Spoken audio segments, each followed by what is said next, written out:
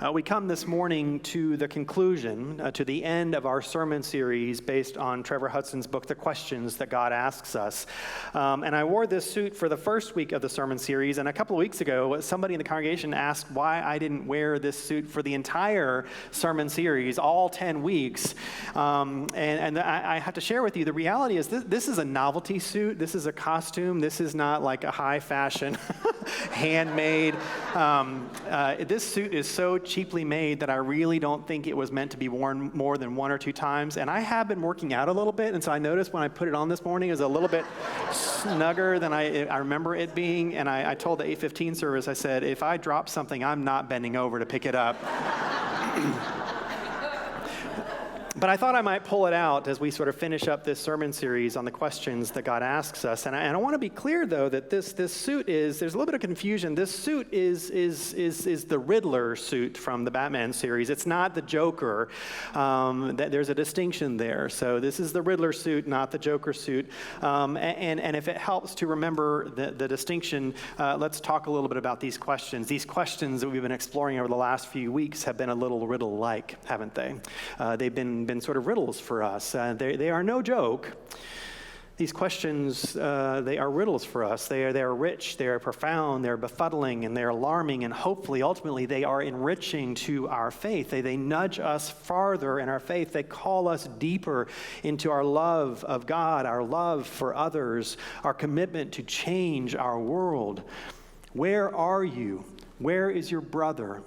What are you doing here? What are you looking for? Why are you crying? These and all the other questions that we have wrestled with over these past few weeks are all questions that ring and resound and resonate through the ages, echoing again and again and again, nudging us, prompting us, inviting us to pay attention, to wonder, to imagine, to linger just a little longer, to dig just a little deeper. And this morning's question is no different. In fact, this morning's question may be the quintessential question for us followers of Jesus. It may be the most important, the most profound question that Jesus asks his followers, that Jesus asks us, asks you, asks me.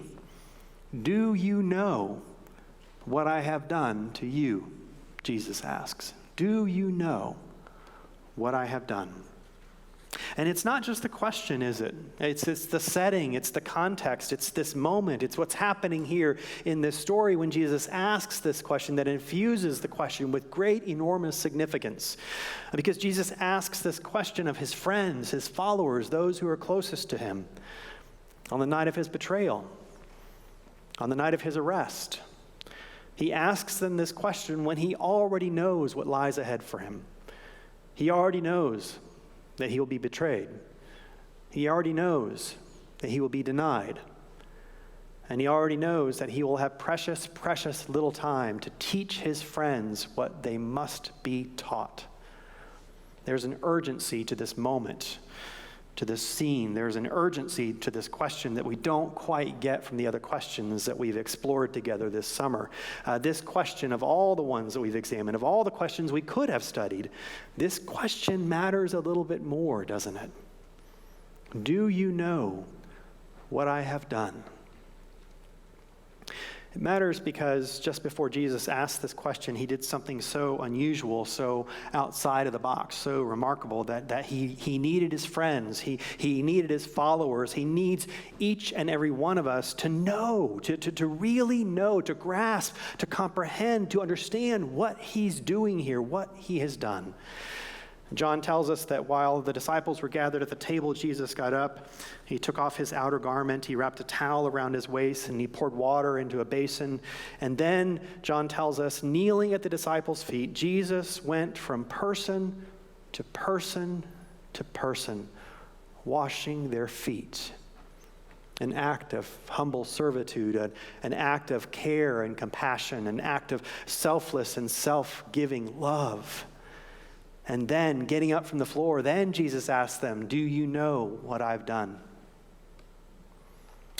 Of course, this text, this story, this passage is typically the setting for our Maundy Thursday service during the Holy Week, a service that lends itself well to the liturgical act, the worship act of foot washing. But I have to be honest, I haven't ever, not once, not ever, I have never found a United Methodist Church anywhere where foot washing was a welcome part of their regular worshiping experiences.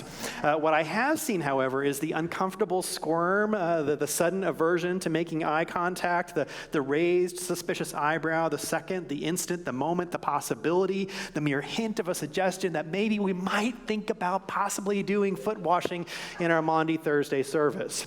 And over the years, I've gotten kind of tickled by the kinds of alternative suggestions that faithful, devoted followers of Jesus have come up with to avoid the ickiness of touching somebody else's feet. One church that Susan and I used to attend seriously considered having a shoe shining instead of a foot washing. So everyone just leave your shoes on, don't take those things off. It will just give you a nice buff and send you back to your pew.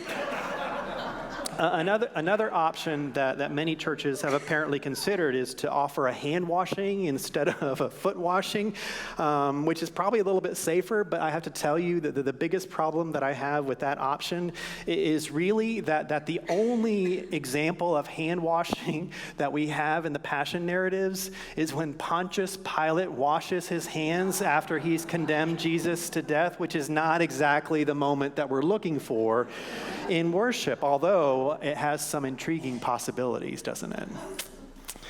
And look, folks, I get the discomfort. Feet are weird. Feet are weird. And some people's feet are weirder than other people's feet. And you never know what's lurking underneath those compression hose or those black knee-high socks. And I have to tell you that having participated in at least a handful of foot washing services, as awkward as it is, as uncomfortable as it is much, much easier to be the washer than the washee. It's a little uncomfortable to have somebody else, even a perfect stranger, especially a perfect stranger, kneel at your feet and wash your feet. I know that it is beyond our comfort zone for so many of us on so many levels, and yet, isn't that a bit of the point? It clearly was beyond Peter's comfort zone as he vehemently pushes back on Jesus when Jesus kneels at his feet. And honestly, when Jesus stands up and asks the question, "Do you know what I've done?" he doesn't exactly wait around for an answer from the disciples. Have you noticed that? He doesn't. There's like a second there, and he already answers the question for them. Maybe, possibly, likely, because Jesus knows the disciples don't know what he's done. Nor typically, I think, do we know what Jesus has done. Just as an aside, I'm struck by how different English language translations of this text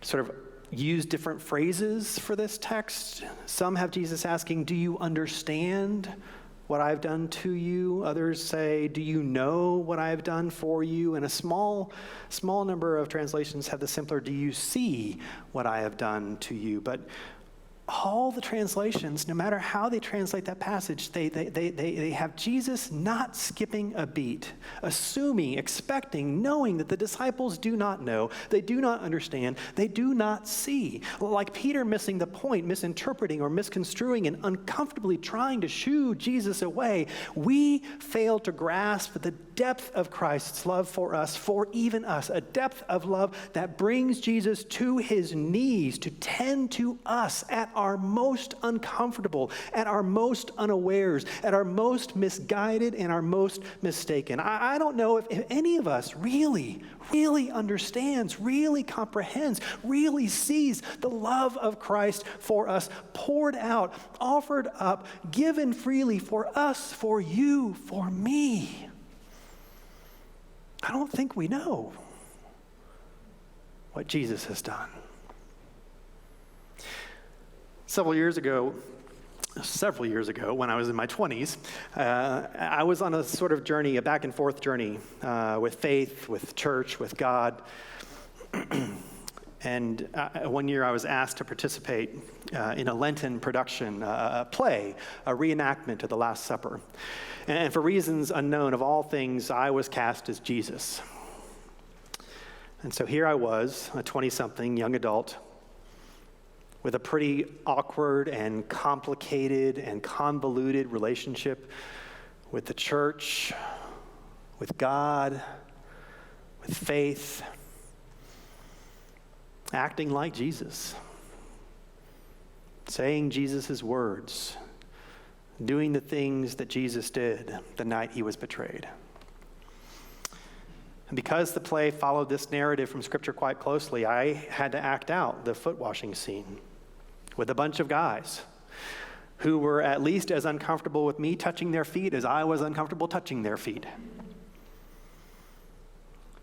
But I have to tell you, I have to say with all honesty, that it was acting out the foot washing. It was getting down on my hands and knees with a towel around my waist and kneeling before each and every one of them, even just playing a part, even just acting it out. Something within me shifted, something within me turned, something within me changed. It was having the guy who was acting out Peter refusing, rejecting, misunderstanding, and then only begrudgingly allowing me to wash his feet that I began to see, I began to understand, I began to comprehend and grasp and know what Jesus had done. Not just in that moment, not just on that night long, long ago, not what he had done for them, but everything that he had done for all of us and for me. Jesus asks, do you know what I have done? And I don't know that we do. Not often enough, not deeply enough, not well enough. In his poem, Maundy Thursday, Malcolm Gate puts it this way. He says, and here Christ shows the full extent of love to us whose love is always incomplete. In vain we search the heavens high above. The God of love is kneeling at our feet. Though we betray him, though it is night, he meets us here and loves us into the light.